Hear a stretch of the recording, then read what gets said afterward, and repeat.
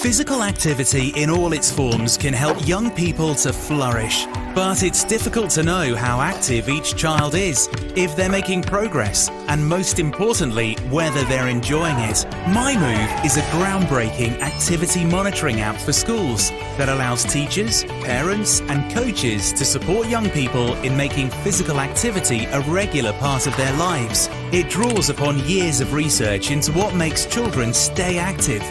Mia's school use MyMove. Every day she uses the app to log her physical activity, including PE lessons, Sunday morning football, street dance, and skateboarding. For each activity, she records the duration, setting, and how it made her feel. Over time, this builds a picture of Mia's activity profile. Her PE teacher, Mr. Thomas, can monitor Mia's data, as well as the activity levels of other students in the school. This allows him to review the impact of the school's practice and provide targeted support where needed. Mr. Thomas can then use the data to support students and have conversations with the young people, parents, and other teachers. Being part of the MyMove community gives you access to regular activity summaries, research articles, online courses, and opportunities to connect with other schools. Around the world, there is growing concern that young people are becoming increasingly inactive. MyMove gives us the data that will help change that and encourage all young people to develop a physical activity habit that will last them a lifetime. Get your school moving. Visit mymoveapp.com.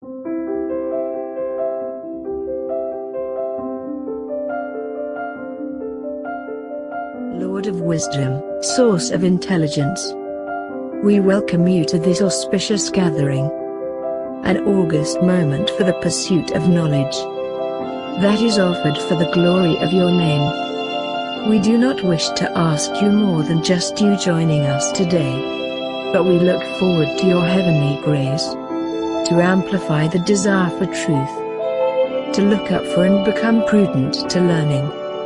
Keep us grounded in your love and mercy as we traverse a challenging path to keeping the inclination of understanding you and your most awe-inspiring creation.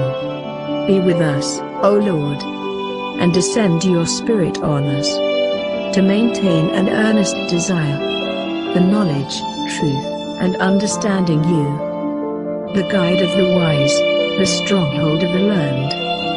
This we ask through Christ, our Lord. Amen.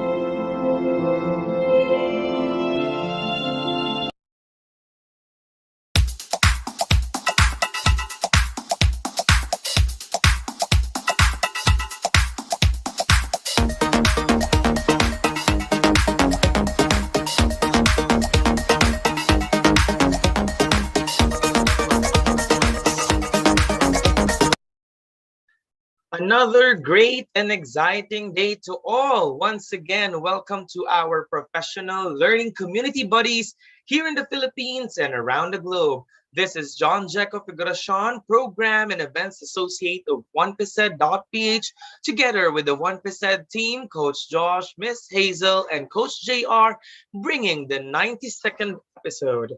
Am I right? Yeah, that's the 91st. Sorry, it's the 91st episode of 1PhysEd.Ph. We are here in the 2022 dance series with the theme Rhythmics and Grace, developing dance skills for physical literacy. Ayan, so for this week, this has been a busy week for everyone, especially for those who have already started their Brigada Escuela in their public schools. And actually, I know that some of the private institutions and private schools are participating also in DepEd's Brigada Escuela, which are some private schools are giving assistance and help to public schools around them. So I am first and foremost, I am very proud of the students who in the private schools who are giving their time, their effort to help other students in the public school sector, and also the institutions that are helping them. Also, I would like to give shout outs to the communities around these public schools that are giving their all to help in preparation for the next school year. In our side, we are really already, we're gonna launch our Brigada Escuela on August 15, and we are very excited because we are again, the whole community is very excited of preparing once again the school, the community. It's not only just the school that is being prepared, it's also the whole community, because the school is a part of the whole community, and whatever happens in the community definitely affects the school, the security, the the services around it, like food, the availability of a service related to the education of the students, like printing and etc. And the transportation itself, it's also one of the parts of the community. And I am noticing that everyone, actually a barangay official or a barangay employee has also talked to me in the past days that, wow, what should, I mean, ano na yung mga pinaghahandaan nila para sa mga bata sa paparating na Pasko. Ibig sabihin lang nun, everybody is really excited and really passionate of really getting back into to the school already. And I hope the teachers are also very excited already to get back into the school and teach the students very well, especially for those who are already gearing towards the face-to-face. I know we still have our doubts because of the pandemic, but definitely, slowly but surely, with the combined effort of the health services of our community, and also with us, the citizens around, especially the school community, of the responsibility of educating the children of and the community of the right way to sustain and be safe in this situation. Definitely we're gonna get through this, and we're gonna go back to the very enthusiastic and energetic community that we once were. Okay, we once were, sorry. We once were, because with all honesty, we we here at the 1PhysEd, it's our pleasure to serve the Philippine physical education community by providing professional development training. Imagine we already are in our 91st episode. Yes, this can only be possible with the continuous support of this community to get relevant and meaningful professional development training. Saturdays become more exciting for us because we know that this kind of program can make a difference as we continue facing the challenges and the demands of our profession. Yes, you heard it right. We are a professional learning community. We're not just a professional learning provider or a professional development provider. We here at 1PhysEd.Ph is a community. We are in a community, and that's why we believe that you can also be one of our guests who can conquer the stage of 1PhysEd.Ph to inspire our fellow teachers and aspiring physical educators. That's why we are inviting you to reach us and be our speaker here at 1PhysEd.Ph. For further information, you can message us on Facebook or message Coach Jer or anyone from the 1PhysEd.Ph admin team. At this juncture, we welcome all our participants for this afternoon. We are here in the 1PhysEd.Ph Zoom meeting. Yeah, so I shout outs for all our premium members here. Miss Geraldine, Sir Roel, Miss Levita, Miss Jocelyn, and Sir Dean Mark. And mga chat dito. We also have others here na medyo shy type sila. Yes. Actually, may share pa ako sa inyo. With this week, I also had a crash. We attended a nano course for sign language, Filipino, specifically Filipino sign language. And I just realized that we also, as physical educators, we should, um, for me as a physical educator, I want my physical education classes to be inclusive. No judgments, malalaki ka man, babae ka man, bakla ka man, tomboy ka man, and especially for those for our person special education students. Marami na ngayon ang nami-mainstream na person with disabilities or children with special needs sa ating mga school. And I guess as a teacher per se, we need to be aware of the specific needs of these children. And especially kami, it just opened my mind after that nano course that there are so many things that we need to do also in our part to really get our education inclusive at matulungan talaga sila. So yun sa mga nasi-share na mga ginawa ko rin within this week. Attend a nano course on Filipino Sign Language para mas makapag-cater pa ako ng ibang mga students. Now let's see on our YouTube. We have Snooky Nook. We have Miss Maricel Barrianos from Best Link, Miss Leomi from Iligan City, Miss Eva, hello! And then Sis Eva, Sir June Dulfo from Northern Samar, Miss Leomi from St. Michael, Mr. Federico from Southern Luzon State University, Sir Jetro from bumati pala si Sir Jetro. Miss Felidel from Occidental Mindoro State College, Miss Julie and Miss Eva from Western Visayas. Also, dito si Sir Mark Daniel Fajardo sa ating Zoom. Hello po sa inyong lahat. Keep on sharing po. Kasi po, sobrang excited ko sa topic na to. At kung ako sa inyo, kung kayo mga nandito, swerteng-swerte kayong mapapakinggan itong talk na to. Ako sa inyo, kung gusto nyo maging mas maswerte pa lahat ng ng ibang mga kakilala nyong physical educators, lalo na kung kayo ay gustong mag-gear towards research, specifically dance research, itag nyo na sila. I-send nyo na sila sa kanitong link. Pilitin nyo na silang manood itong live na to, itong ating webinar na ito, because they will really be learning a lot. Ito yung sa mga ako personally, isa to sa pinaka-inaabangan kong talk kasi I myself, I'm a folk dance teacher and my undergraduate research was the dance research, but it's still incomplete.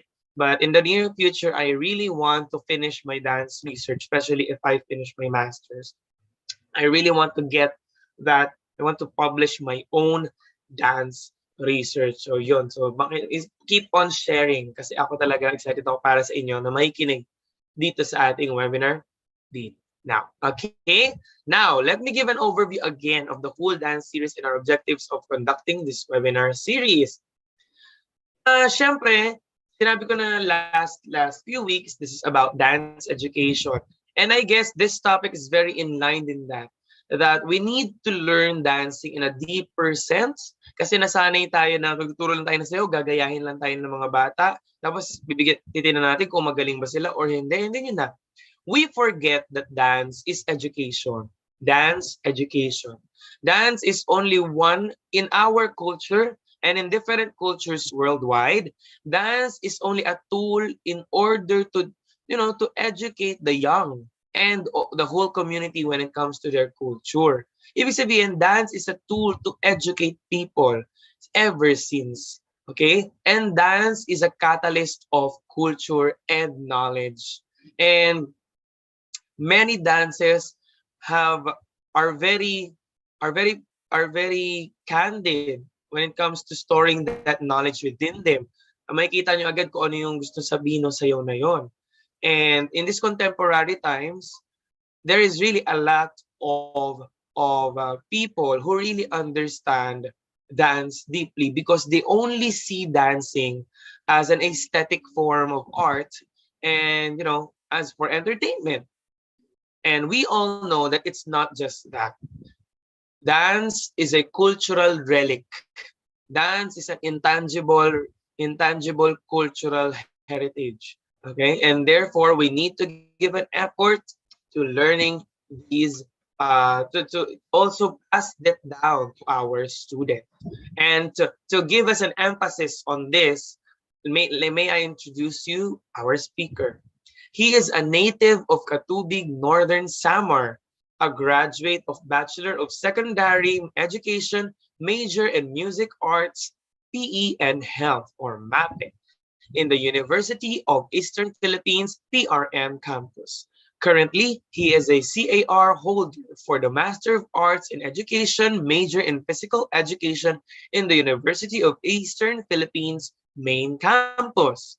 He's currently teaching at the Katubig Valley National High School in Northern Samar, Philippines, and the coordinator of MAPE department in the same school.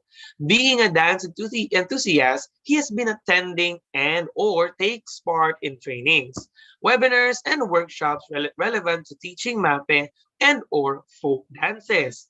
At the present time, he is organizing a volunteer group in their community called Karayak Culture and Arts Organization, or CCAO. Let us all listen to the talk of Mr. Julie B. Baro delivering Creating Local Folk Dance Faces of a Semi-Self-Published Created Dance. Presenting Mr. Julie Baro.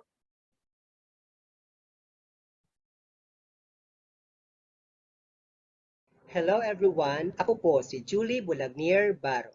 It is my honor to share with you my story of publishing my created dance. My topic is titled Creating Local Folk Dance, Faces of a Semi-Self-Published Created Dance. Ang objective ko is to share how I created Paragbibe and how I was able to publish it sa panahon ng pandemic. The word paragbibe is an Inorte Samarnon term referring to a clamor. It is an occupational dance that showcases the ways of clamming the Katubignon clammers are using to gather bibi, a freshwater clam naturally found in Katubig River. This dance project has been realized through three phases: preparation, creation, and publication phase.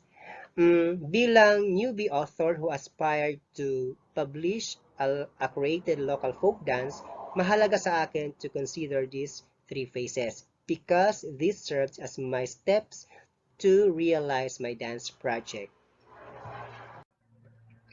Preparation phase. For me, it refers to readiness of a dance creator in creating a local folk dance. It includes intellectual readiness, physical, mental, financial, psychological, emotional, and social readiness. Mahalaga ito para magkaroon ng strong foundation ang dance creator in creating and publishing a dance. Ako, when I decided to publish Paragbibe, I evaluated myself if I am prepared with these factors, for these factors. Based sa self-evaluation ko, nakapag-reflect ako about my strengths and weaknesses in pursuing my dance project. Intellectual readiness. For me, it's about having skills and know-how in creating a local folk dance. It is important na alam ng dance creator ang elements of dance. Mahalaga rin na alam niya ang nature and characteristics ng Philippine folk dance at ang dance notation na kanyang gagamitin. Mainam din na may kaalaman siya sa ICT basics. Like me, malaking tulong ito sa akin since malaking percentage ng sayaw na paragbibe ay ginawa ko during the pandemic. Hindi lang sa online communications and research, malaki rin yung natipid ko sa services for encoding and layouts. Physical readiness. For me, it refers to the ability of a dance creator to execute a dance movement. Mahalaga ito para sa akin because I am introducing an original dance. Kaya dapat na-execute ko ang aking dance movement. In other words, dapat alam ko yung kinesthetics ng aking dance movements. At isa pa, kung alam mo kung paano i-execute ang iyong dance movement, makakatulong ito para mas mapadali ang iyong pag-transcribe ng dance terms, dance steps, at ng sayaw. Next is mental readiness. It refers to being proactive of a dance creator for any situation he or she may encounter in the process of creating and publishing a local folk dance. Uh, like being able to cope your fear or your doubts in creating a dance, um, analyzing and choosing better options in relation to creating and publishing, and taking calculated risks to address concerns. Um, sa akin, isa sa mga naging concerns ko in making the Paragbibe was gamitin ko ito or gawin ko itong thesis. Kaya lang, based sa self-evaluation ko, hindi ko kayang pagsabayin ang thesis writing at dance composition. At isa pa, it will cost a lot of money for me. Kaya I decided to make it as my personal project.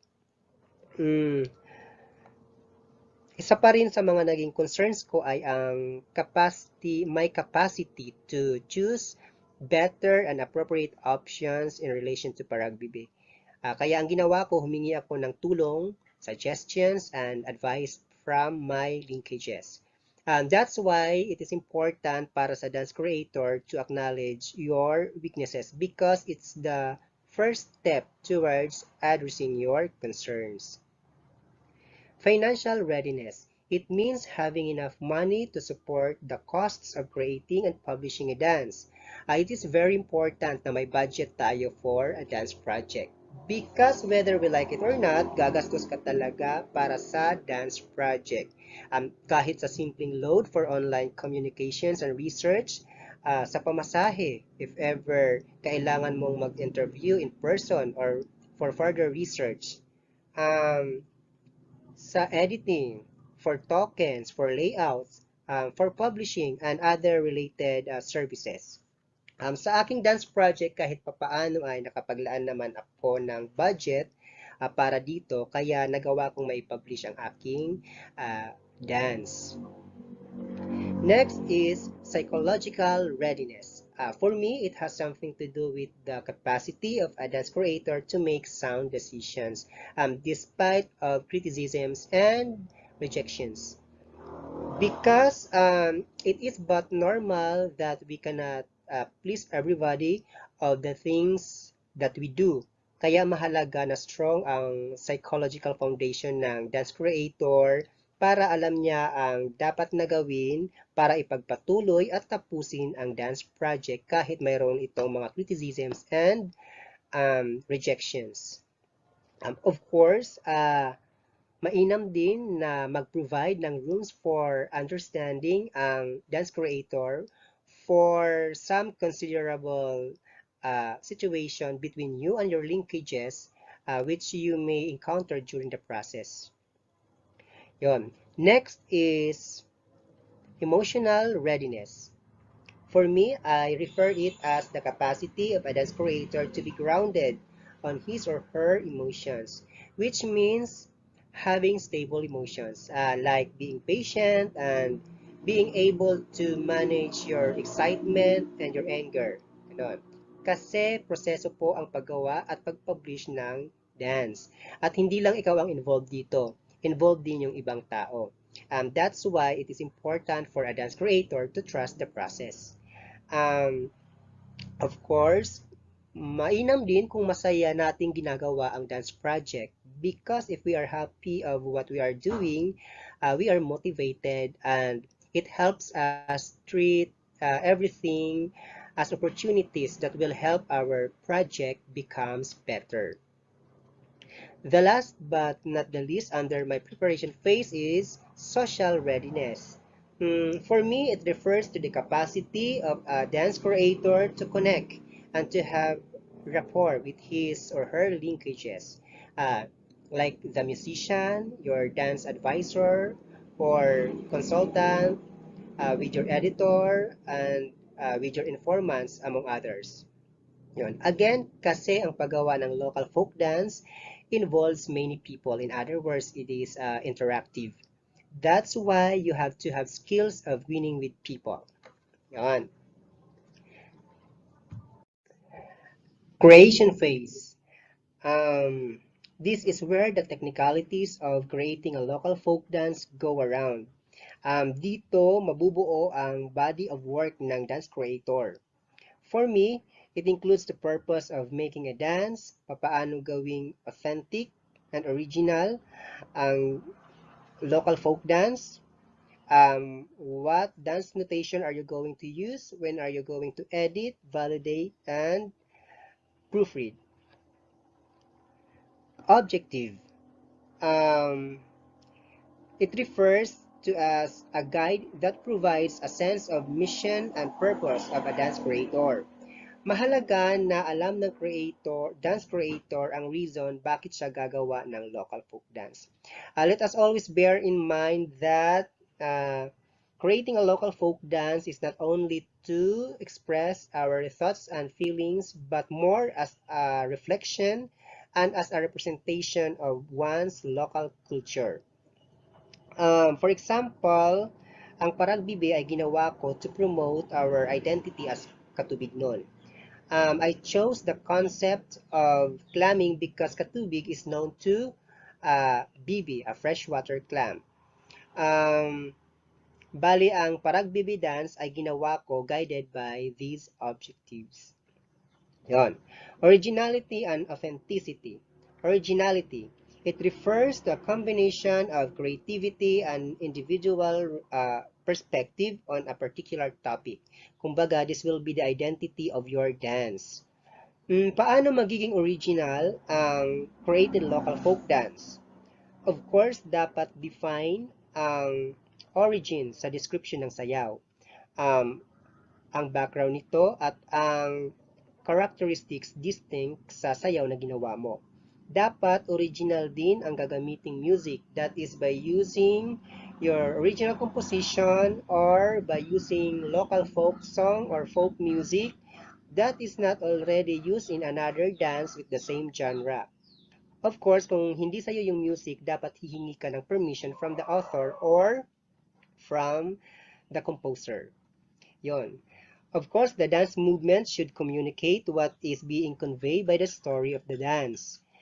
Ang props and costume should also reflect the concept of the dance para original. Ngayon, papaano magiging authentic ang iyong created local folk dance? It should be grounded to the local culture where it represents. Yon. Angkor ba ang concept ng iyong sayaw sa kultura or community na pinagbasehan mo? Akma ba ang dance movements sa terminologies na ginamit mo? Yon. Sa akin, ang ginawa ko para ma-enhance ang originality at authenticity ng Paragbibe dance ay gumawa ako ng music para dito. Tapos, nag-interview din ako ng mga clammers. Yun yung aking mga informants. Para mas maintindihan ko ang kanilang way of clamming at ang kanilang nuances. Yun. Based sa aking pagkakaintindi sa way of clamming ng aking informants, nakagawa ako ng 20 local dance terms at 27 local dance steps. Yon. I also use local terminologies para sa subtitle ng figures ng dance. Of course, based yun lahat sa terminologies ng aming clammers. Mainam din na what is this? Ang inyong interview or discussion with your informants ay i-record mo. Ipagpaalam mo lang na you are using the video for reference purposes. Yan. Next is dance notation. It refers to the transcription of a dance. This is important to record, to analyze, and to document your dance. And of course, for copywriting. Yon. Some of the dance notation na na-research ko ay Aki notation, Andi notation, and Laba notation. Yung ginamit ko is Aki notation because ito yung mas kabisado ko. Ito yung method na gamit ni Francisca Reyes Aquino, ang ating mother of Philippine folk dances. Dapat isang dance notation lang ang gagamitin to transcribe a dance para madali ang pag-analyze at execute. Mainam din na unahin mo nang i-transcribe ang dance steps, ang dance terms, ang dance steps, then the steps by figure will follow after. Yun. Mainam din na gumamit ng i-video mo muna yung dance movement na gusto mong gawin uh, para maging madali ang inyong pag-recall or for reference purposes. Yun. Next is editing. So, it refers to correcting issues at the core of writing, like sentence construction and language clarity. Mainam na magpa-edit kung tapos nang i-transcribe ang inyong dance terms, dance steps, or ang sayaw. Kasi yun yung magandang process. However, siguro mayroong mga dance creator like me na medyo challenge sa language at makakalimutin. So, ang ginagawa ko, uh, gumagawa ako ng maraming what is this transcription ng isang dance term or dance step. For example, ang isang dance term, at least gawan ko siya ng 2 or 3 transcription para mayroon akong pagpilian later kung which is ang better na transcription at mas clear na transcription para sa uh, dance term or dance step na ginawa ko. Yon. So kapag feeling ko okay na yung aking ginawang dance term or dance step, saka ko ito ipapa-edit sa aking language editor. Kapag okay na, saka ko ito edit sa aking dance consultant kasi yun din yung aking dance editor, yung nag-e-edit sa pagbuo ng sayaw. Yon. So after that is validation. Yon. Validating, it refers to proving the accuracy of your created dance. Through validation, malalaman mo kung grounded to one's local culture ang ginawa mong sayaw. It's better na gawin ito after ng transcribing at editing. Yon. Ang tanong, sino ang magbabalidate? Para sa akin, first and foremost ay yung mga informants kasi sila ang mas nakakaalam sa terminologies at nuances nila. Yon. After that, kung okay na, ipa-edit muna sa dance experts. Ang ginawa ko sa Paragbibe, although mayroon akong recorded video ng demonstration ng aking informants, pumili pa rin ako ng ilang clammers para i-validate ang ginawa kong dance terms at dance steps. Para lang malaman ko na tama ang ginawa kong movement sa kanilang terminologies. Yon. Nung okay na, saka ko ito ibinigay yung sayaw sa aking dance consultant para ma-validate kung ito ay akma sa nature at characteristics ng Philippine folk dances. Mainam din na dala mo yung video ng dance movement mo kung magpapavalidate ka. Yon. And if okay na, comes the proofreading. Yon. So, proofreading is the final stage of the editing process. So, kumbaga ito yung polishing part, no? Yung final touch in creating a local folk dance. Of course, you should proofread kung tapos mo na ang lahat ng editing revisions mo. Yon. So, sa akin, ang ginawa ko, after ng validation, isinet aside ko muna siya. Because after the validation, mataas yung what is this? Emotion ko. I was excited, I was overwhelmed. Naisip ko na baka hindi ko makita ang small details na kailangan kong i-edit sa aking transcription. Kaya isinet aside ko siya for 1 or 2 weeks. After nun, nung binalikan ko, nakita ko na meron pa akong kailangang i-edit. So, inedit ko yun. Yun. At ngayon, before I proceed to the last phase of my dance project, I will share first some pictures of demonstration ng aking informants and some dance terms at dance steps na aking ginawa. Yan.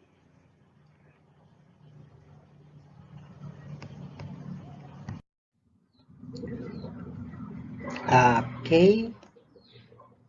There you have it. Bali, ito po ay ilan sa mga pictures ng ilang informants ko By the way, may recorded video po ako nito ng aming discussion at ng kanilang demonstration. So, mayroon po kaming tinatawag na parapanadsad or paragdanggit na tinawag kong clam picker. So, ang way of climbing po nila ay by using their hands or by using their feet or by using an improvised strainer. May tinatawag din kaming paragkadok or clam diver at meron kaming tinatawag na parag-uraod na tinawag kong clam digger based sa kanilang equipment at way of climbing.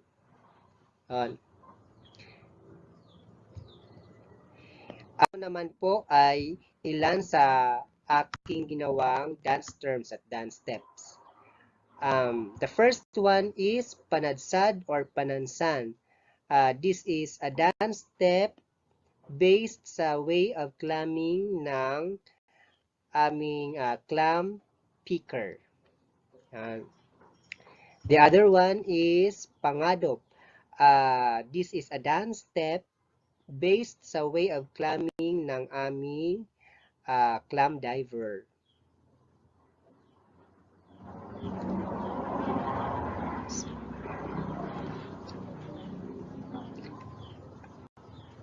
Okay. Yun. Next one is panlupok. Yun. So, this is a hand movement based sa way of climbing ng ilang clam picker. Yun. So, and the last one is akab or sagab. This is an arm movement based sa way of climbing ng clam diver. That is akab or sagab forward. Okay, and that one is akab or sagab sideward. Yun. Okay, so welcome now to the last phase of my dance project, the publication phase. Bale, when I decided to publish Parag Baby Dance as a book, nag-scan muna ako ng mga books, ng mga dance books para magkaroon ako ng idea sa presentations at contents ng isang dance book. Doon ako nakakuha ng idea na maglagay ng forewords, ng dedication, ng introduction, ng acknowledgement, ang sequencing ng contents, ang paggamit ng picture illustrations, at pagsulat ng bio notes among others. Tapos, pagkatapos kong gawin ang additional contents ko para sa libro, ipina-edit ko ito sa aking language editor. Nung okay na, ipinakita ko sa aking dance consultant para tignan kung okay ang contents at presentation ng book. Yun. Tapos, while I'm on the process of editing and processing, I started to look for a publisher na mayroong package for publishing a book through the help of my friend. So, nakahanap ako at ang package ng publisher ko ay cover layout, internal layout, posters for promotion, copies for proofreading, yung physical copies ng book for proofreading, ISBN registration, and processing for the certificate from our National Library. Yon. However, nung hindi ma-assure ng aking publisher na ma-meet ang timetable ko, they advised me to look for someone to do for my internal layout. Good thing at nakahanap naman ako. That's why nasunod yung timetable ko sa pag-publish ng book. Yon. So, mahalaga na after the internal layout, i-proofread mo yung soft copy from your internal layout artist. Yon. Before mo ito ibigay sa publisher para tama ang ang maibigay mo na manuscript. Yon. Tapos, dapat hihingi ka rin ng copy ng physical book from your publisher para ma-proofread mo ito before yung final reproduction ng book. Yon. Ang sa akin, yung publisher ko, meron silang dalawang physical book na provide para sa proofreading. Yung unang copy ay wala pang ISBN number. So, inedit ko yon. Nakita kong mayroong mga page na na-distort ang text. So, pina-edit ko sa aking internal layout. After that, dinouble check ko kung na-edit. Tapos, nung okay na, saka ko ibinalik sa publisher ko. Tapos, yung pangalawang copy from publisher, kasama na doon yung ISBN. Mahalaga na tignan na correct yung ISBN na isinend sa iyo, ini-email sa iyo ng iyong publisher at ang nandoon sa book. So, importante na parehas yon kasi yun yung magpapatunay na sa iyo talaga yung book. Yon. So, nung okay na, so wala na akong naging problema. If everything is okay sa pag-proofread at pag-register ng inyong book, you will just wait for the final copy of your published book and your certificate from our National Library. Yon.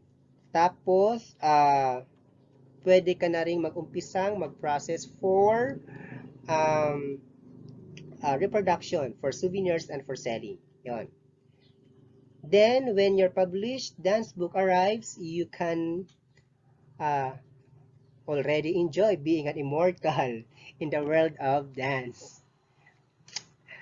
Yon. So, before I end, may I share with you some blurbs or comments from my readers about my book. The first one is from Harleen B. Acopiado. Ang aklat na Paragbibe na akda ni Sir Julie B. Barro, isang aklat na maituturing kong aklat pangkabatiran o pangkaalaman sapagkat tinatalakay rito ang iba't ibang proseso ng pagsisid ng bibe na kung saan tunay naman talagang matututuhan ng sinumang babasa ng kanyang aklat. Sa aklat na ito, inilalarawan din ang kulturang lokal na kung saan ito ang nagpapakilala sa bayan ng Katubig ang produktong pinagkukunan ng mga tao. Isang mahusay na pagbati sa husay ng pagkakagawa at pagkakabuo ng aklat na ito. Harleen B. Acopiado, co-author, mga kwentong pambata, pagtuturo at pagkatuto. Next is from Dr. Moncada. This book is an inspiration to our dance creators, especially to our Nortejanos. The author showed his passion in writing and finishing his book despite the pandemic. I commend him for showing the culture of his beloved hometown through this Paragbibe dance book. Dr. Sol Reyes Moncada, pioneer member of Philippine Folk Dance Society. And the last one from Cristobal T. Pujante. This book is an authentic work that reflects the bounty of Katubig River and the richness of the culture of the people of Katubig Valley. Paragbibi book describes a dance that I consider a treasure of the people of Katubig. The movements in this dance depict the actual movement of the Paragbibi, people who harvest and sell bibi from Katubig River. Thus, it is a dance that is meticulously and creatively transported from the riverbank and market and is turned into movement whose cultural value is of high importance. I included also in this book are poems and musical scores which show to us that the author has a full control of his work, technicality, and artistry. Cristobal T. Pujante, author of Dear Child and Tales of Heavenly Bodies. So, and now may I share with you my Paragbibi dance. I hope you like it.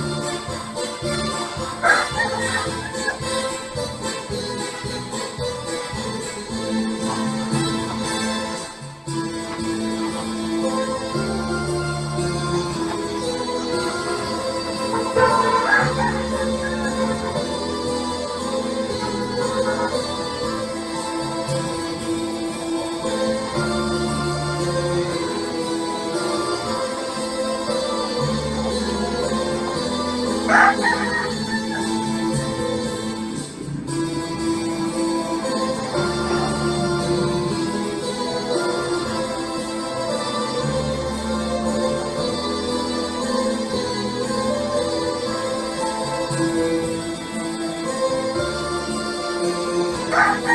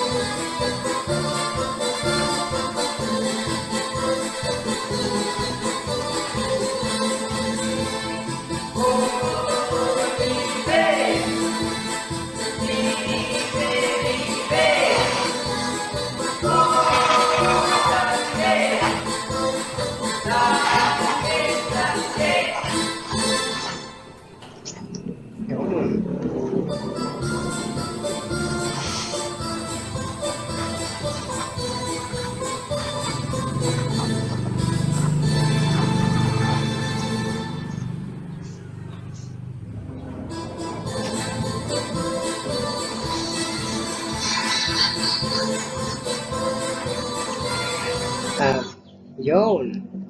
So, that ends my sharing. I hope mayroon kayong natutunan from my story. Thank you for listening.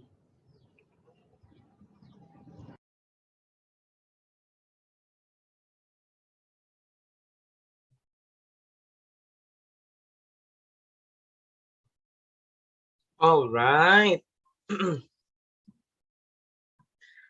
All right, that was a very inspiring talk from our Sir Julie Baro. Grabe, well, actually na ano, hindi ako makapagsalita agad kasi nag-enjoy ako sobra sa buong talk. Like, based siya sa akin ng isang malaking enlightenment kung paano nga ba dapat simulan at ano nga ba dapat yung mga preparations natin para, ano yun, actually, doing a dance research really, para sa akin na dun sa buong nangyari, sa buong talk ni Sir Julie, doing a dance research is not really about just preserving, that's one, preserving the cultural heritage of your place, but this is also a challenge for us physical educators who are in our local districts na yung folk dances kasi natin, isang paraan yan para makilala yung lugar nyo. Like, it's for you to present how beautiful the culture of your place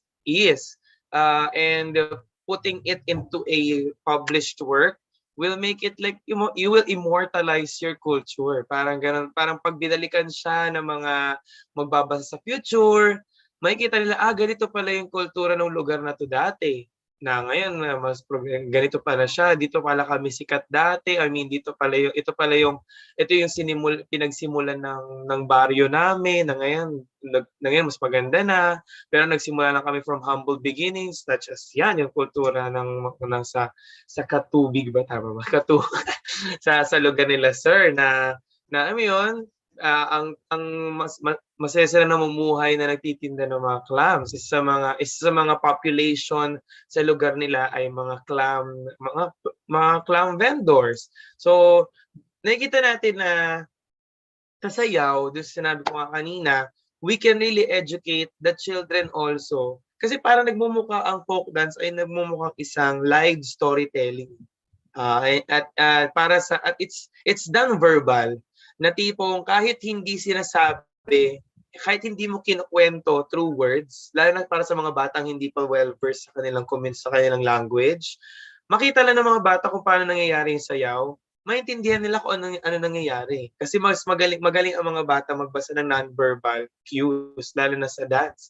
So parang, sorry, para sa atin, very inspiring din to sa atin bilang mga may kabilang. Kayo, di ba, kung proud talaga kayo sa pinanggalingan yung lugar, at kayo talaga ay aspiring na dance teacher, why not try, starting from there? Kasi bilang bilang ako folk dancer, syempre amazed ka na sayawin yung mga sayaw na published na. Like for example, yung mga published works ni Francisca Reyes Aquino, ang sarap sayawin. Yung mga published works ni Ramon Obusan, ang sarap sayawin. At may natututunan ka doon.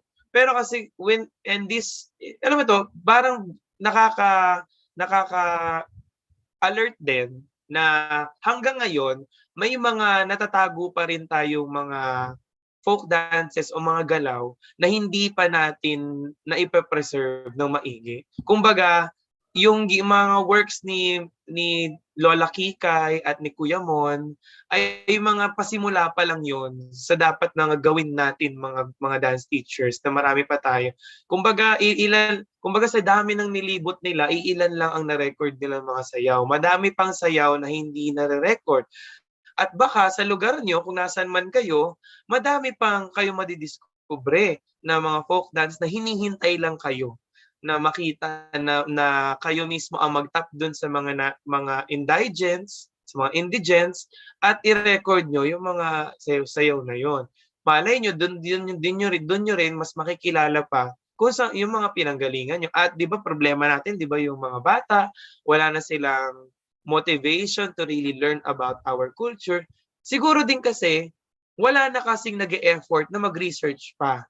Kumbaga, yung mga folk dances kasi na existing ngayon, kumbaga, hindi naman sa ma-expiry fee siya, pero kasi, dati pa siyang mga research. Kumbaga, research is continuous. And we need to keep on updating our knowledge about our dances for every now and then. May mga bagong nadidiscovering sayaw. And we are very thankful also for Philippine Folk Dance Society for keep on pushing people to research.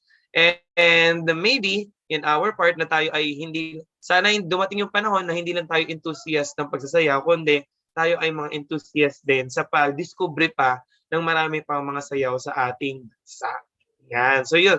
And we'll now move on to our Q&A. Kung may mga katanungan ba tayo dyan? Punta lang tayo sa YouTube bago sa Zoom. Sa YouTube, ayan. So, kadalasan, puro mo dito. Yay, ang galing mo po, Sir Julie from Ma'am Darly. Ayan. Then, para po sa mga nangihingi ng resources, for example po, yung faces ng slides para matandaan siguro nila or ma-echo siguro nila sa school nila.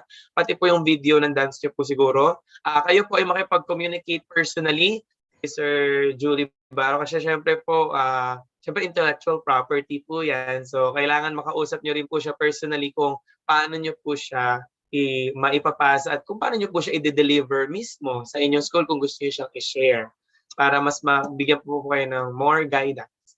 Ayan. And then, yan po, sa mga tatanong po kung saan po makukuha yung complete copy ng Sayaw Music, sa libro po, bumili po kayo ng libro. Siyempre po, bilhin niyo po yung isa po yun. Contact niyo po siya kung saan po available yung kanyang mga books. At nandun po lahat yung kompleto yun. Yung parang bebe na nandun po lahat ng basics, ng music, yung paano siya, yung kwento, pati na rin po kung paano siya tutugtugin. Ayan, sa inyong lugar. Ayan, punta naman po tayo sa Zoom. Wait lang. Ito. Ayan, sa music nga po ulit, nandun din po yan, yung notations po siguro, nakalagay din po dun sa libro. Ayan, so, nandun din po yun. And ito po, mayroon lang pong special session from Sir Dennis. Sir, regarding po sa preparation ng creative dance nyo, parang di po nakasama yung music sa prepare. Paano po naipasok yun? Like, sir, siguro specifically, sir, like, saan po kayo bumase na music? Sa folk music po ba sa lugar? O meron po existing na folk song, tapos pinasok nyo lang? Or meron po kayong pinag-reference na ibang saya? Sa am I audible po, Sir Yes. John? Yes, sir. Okay po. Bali yung music po, I'm about to say sana sa about that bali dun po siya papasok sa creation phase. So sa akin, yung ang ginawa ko sa Paragbibe is gumawa ako ng sarili kong music para doon. Kaya medyo hindi ako nahirapan na gamitin yun because sa akin naman, hindi ko naman kailangan humingi ng permission from someone. Pero syempre kung halimbawa, ikaw na gagawa ng folk dance, tapos gagamit ka ng mga local folk song or music, you need to ask permission talaga from the author ng song or music. Para syempre, in respect na rin sa intellectual property ng gumawa. Yun. So bali doon po yung papasok sa creation phase. Tapos kailangan po i-transcribe yon. Dapat may notation po yung music na gagamitin nyo. Yung sa akin, ang ginawa ko, maliban sa transcription ng song, humingi rin ako ng tulong dito sa aming local artist sa music na i-transcribe at i-arrange yung music sa Rondalia version. So sa aking book, nakalagay doon ang Rondalia version ng What is This? Paragbibe. Pero yung ginamit ko kanina, yung ginamit ko ngayon sa video, that's an electronic version ng What is This? Ng music kasi wala pa kami that time, wala pa kaming Rondalian symbol dito, kaya yung electronic version na lang muna yung ginamit ko. Yon. Ayan, thank you for that. Ayan, so makuha natin dun na, basta unang-unang tip doon, if you're gonna use yung mga folk songs na existing sa area nyo, make sure na meron kayong consultation. Siyempre, mula din sa inyong local cultural office, tapos mo siyang gamitin, make sure yung mga local din na din. Maganda yung sinabi ni Sir Julie na nakipag-collaborate siya sa isang local artist. Importante yun. Kung gagawa kayo ng sarili nyong music for a creative folk dance, make sure na kayo mismo dun sa loob ng lugar na kaalam ng kultura nyo yung gumawa, hindi yung may outsider na. Siguro for lang yun, for advice, pero make sure na kayo din dun sa loob ng lugar na yun, yung nakapag-usap about that kasi culture na yun. Ayan. So meron pa ba tayong tanong? Ayan. So time signature, ang pagkarinig ko, it's a combination of may 2/4 tapos may 3/4. Diba, sir? Ayan, maganda yun. Isa yun sa mga magandang combinations talaga na ginagawa sa folk dance, yung mayroong 2/4 at may 3/4 para pag sinayaw din siya ay yung kahit bata ang sumayaw, matututo siyang tumempo ng 2/4 tsaka ng 3/4 din. Ayan. So what else? Meron pa ba tanong sa YouTube? Meron pa kaya? Ayan, puro thank you sir, thank you sir. Ayan, ulitin ko po yung mga humingi pa ng kopya, bumili po kayo ng libro. Sige, yun na lang po yun, siguro Sir Julie. Saan po kaya siya available ngayon? Diyan pa lang po ba siya sa summer available, yung mga copy ng books? Or meron na po soon na mag-circulate around mga bookstores nationally? As of the moment, Sir Jeco, out of stock po tayo ngayon kasi naubos yung wow! Yes! Dito, stock. Bali kung magre-reprint ako by sana magka-budget, ilalagay po ito sa aming What is This? Store ng aking publisher. Bali yung publisher po namin, yung publisher ko po is merong bookstore dyan sa Luzon, sa Cebu, if I'm not mistaken, tapos sa Mindanao kung hindi ako nagkakamali. Pero as of now, medyo out of stock po tayo, wala po tayong What is This? Mga copies nga na ilagay muna sa bookstore ng publisher ko. I will announce na lang if ever meron na akong na-reproduce na mga books. Yon. Ayan, stay tuned po kayo. And also, advance plug ko na po, we will be having our very own 1PhysEd.Ph conference soon, conference and workshop. And for sure, Sir Julie pupunta doon. Sa Andy Workshop. Kung makakapunta man si Sir Julie, syempre, sabihin namin siya mag-print na siya advance ng mga libro para makabili kayo ng kopya doon mismo sa ating conference workshop which is sa Baguio. Yes. So, yun, advance ko na siya na. So, lahat ng parang magkaroon din doon ng parang workshop din na mag-uusap din yung mga aspiring na dance researchers doon sa loob ng workshop para makapag-share din tayo ng ideas at malay nyo, mayroon lang pala kayong kalapit na kabaro na 1PhysEd. So pwede kayo magtulungan sa pag-research doon malapit lang sa lugar niyo. Tayo mismo magtutulungan tayo sa pag-research sa kanya-kanya mga lugar. Isa yun sa mga projects na iniisip namin dito sa 1PhysEd na kada isa ay magtutulungan sa pag-research ng mga dances na meron pa tayo sa iba't ibang lugar. Ayan. So si Mr. Robert Victorio ay nag-raise hand. May tanong po ba kayo, Sir Robert? Wait lang. Pwede ba natin i-ask to? Or napindot kaya ni Sir Robert? Baka napindot lang. Ayan.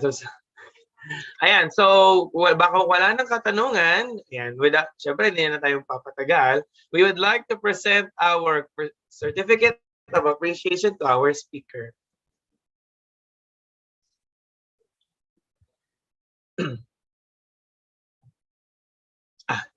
Thank you, Sir Robert. This certificate of appreciation is hereby awarded to Mr. Julie B. Baro for generously sharing his expertise as a resource speaker during the Dance Series 2022 with the theme Rhythmics and Grace, Developing Dance Skills for Physical Literacy in the webinar entitled Creating Local Folk Dance Phases of a Self-Published Created Dance, a 1-hour professional development resource speaker via 1PhysEd YouTube channel and Zoom, awarded on the 13th day of August 2022. Signed by Mr. J.R. Viterbo, our founder, Mr. Joshua Ben Villarreal, our technical manager, and Ms. Hazel Eunice Carmen, our program and events manager. Let's give Sir Julie a warm round of applause.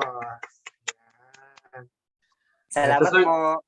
So, Sir Julie, dyan ka lang ha, kasi meron pa tayong picture mamaya. Ayan. Also, we would like to share our promotions, of course. Our premium membership is still open and always open. And we have an exclusive lifetime premium membership with certificate and ID. Our second anniversary exclusive lifetime premium membership is extended under further notice. So kung kasi nyo, kunin nyo na. Next. Ano ang ating mga benefits pag ikaw isang premium member? You have a certificate, an ID, which is sobrang ganda. And we have an access to our digital library and exclusive access to regular professional development trainings, such as these, and professional development resource materials dun sa ating library. Earn continuing professional development points. Nako, kasi tayo ay CPD accredited. Direct engagement with professional development facilitators katulad sa amin and other partners like sa ating mga partners. Katulad ng ating RoundNet, pwede nyo silang makontak agad through us, and other sa floorball, pwede nyo rin sila makontak through us, at pwede kayong humingi ng mga speakers din dito sa folk dance, and ang dami nating speakers for folk dancing. May speakers tayo, yung mga speakers natin dito, ayan, yung mga naging speakers natin dito, pwede sila i-contact directly through us kung gusto silang ma-invite sa inyong schools. We also have direct you are qualified to apply the 1PhysEd ambassador in your own local area, which is pwede nyong gawin is pwede kayong mag-organize ng mga 1PhysEd webinars, seminars, and trainings mismo dyan sa inyong local kapag kayo ay isang 1PhysEd.Ph ambassador. And then earn certificates, a professional badge, a research studies and paper presentation for national and international conferences. Kayo ay susuportahan namin in publishing those and presenting it in different conferences worldwide. And discount and partnered industries and programs. And school P and sports program consultation. Kung kayo ay nagpaplanong mag-start ng physical education, culture, and arts and sports programs sa inyong school, kami ay nandito para mag-consult, maging yung consultants. Basta kayo ay premium member. Ayan ang ating digital library, which is exclusive to PE teachers and coaches. And our website, which we have a free professional development courses, and we have premium professional development courses, and definitely some na nandun sa premium professional development courses, kapag kayo ay premium member, definitely some or most on na nandun na webinars ay pwede nyo gamitin for your CPD renewal. Dahil ito ay karamihan na ilalagay namin doon sa Premium Professional Development ay accredited ng ating PRC na mayroong units. And we have our shop. Sa loob ng shop, you can scan the QR code and avail our 1PhysEd.Ph t-shirts. Ayan, our sublimation shirts na sobrang presko, malamig man o mainit, presko siya. Pag malamig, hindi kayo lalamigin agad kasi it insulates the cold, well, insulates the cold. And pag mainit, mabilis lang kaya nga siya tinawag na sublimation shirt kasi pag pinagbawisan siya ay nag-evaporate agad yung sweat. Kaya hindi ka rin, there's a lower chance na matuyuan ka rin ng pawis sa likod. Parang yun, iwas pneumonia, di ba? So sinabi nila. So dahil sa sublimation shirt, yung sweat kapag ikaw ay nag-workout, ikaw ay nasa labas, nagklase, ay nag-evaporate agad siya. So lesser risk of being sick. At the same time, madali rin siyang laban. Okay? Kasi ako nilalaban ko lang siya gabi, tapos papatuyin ko umaga, tuyo na agad siya. So it's very a convenient and a very dynamic shirt. At maganda pa yung design. Pwede mo pa siya ipang-flex. Pinampoporma ko yan pag nasa labas. At napapuri talaga yung shirt na yan pag nasa labas ako. Next, Coach. Ayan ay lahat available sa ating Shopee store. Ayan. So punta lang kayo sa 1PhysEd.Ph official Shopee store at kayo ay pupunta na doon. We also have our International Organization for Health, Sports and Kinesiology 5th International Conference from October 1 to 4, 2022 by the IOHK Escape. Punta lang kayo sa website nila para matignan kung gusto nyo ring umattend ng conference nila. Maganda yun kasi it's an international conference. Marami kayong matututunan doon at syempre yung certificate doon hindi basta-basta. At kung kasi nyo, i-motivate ko yung sumali din doon kasi magiging proud kayo kasi nagkasama doon our very own Coach J.R. Viterbo to represent the Philippines when it comes to physical education in the Philippines. I-represent niya kung gaano na yung mga developments natin dito sa Pilipinas at kung gaano tayo nakakasabay sa standards ng international standards pagdating sa physical education. At syempre, marami tayong matututunan. At maganda dito, yung mga ibang bansa, matututunan din nila yung perspective natin when it comes to physical education. Ayan. So, meron pa ba, Coach? Of course, don't forget to follow our Facebook page para sa ating PE articles, inspirational quotes, community announcements, and programs and activities. And again, I will advance plug na tayo ay magkakaroon ng workshop conference which is niluluto pa at inaayos ng ating buong 1PhysEd family. At mag-abang-abang na kayo, pero kung ako sa inyo, mag-ipon-ipon na tayo. Yes, lahat tayo mag-iipon kasi magiging masaya ulit. Ang goal ay makapagkita-kita ulit tayo para mas lalo nating ma-develop ang physical education sa ating bansa. Ayan. So, meron pa ba, Coach? Wala. Ayan. Of course, ayan. Natin kung masasend na ba? Ayan.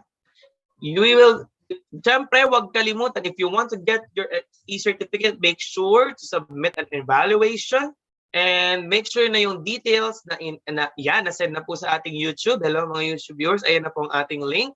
Para sa ating Zoom, i-send ko na rin dito, wait. Ayan na rin. Thank you, Coach.